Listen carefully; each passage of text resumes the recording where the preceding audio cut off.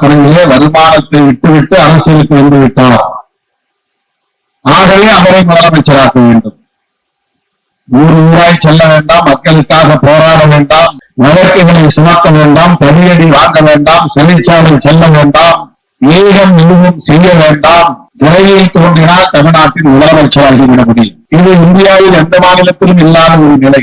எல்லா மாநிலங்களிலும் திரைக்கலைஞர்கள் இருக்கிறார்கள், இயக்குநர்கள் இருக்கிறார்கள், சூப்பர் ஸ்டார்கள் இருக்கிறார்கள். அமிதாப் பச்சன் இந்தியாவிலேயே ஒரு புகழ்பெற்ற சூப்பர் ஸ்டார் தான். ஆனால் அவர் முதலமைச்சராக ஆசைப்பட்டதில்லை. கேரளாவிலே பல சூப்பர் ஸ்டார்கள் உண்டு, மம்முட்டி போன்றவர்கள். அவர்கள் முதலமைச்சராக ஆசைப்பட்டதில்லை. ஆந்திராவிலும் உண்டு, கர்நாடகாவிலும் உண்டு.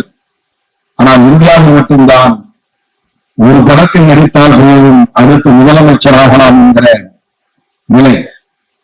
ஜனநாயகத்தில் எல்லோருக்கும் இந்த உரிமை உண்டு, நாம் அதை மறுக்கவில்லை.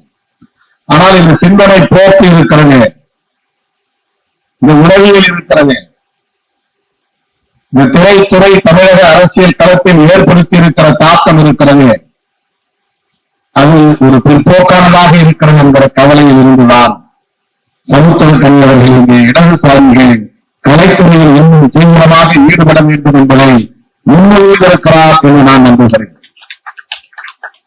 பல தோழர்கள் இன்றைக்கு இடதுசாரி சிந்தனை உள்ளவர்கள் திரைத்துறையில் இருக்கிறார்கள். அவர்கள் கம்யூனிஸ்ட் கட்சிகளில் இல்லாமல் இருக்கலாம்.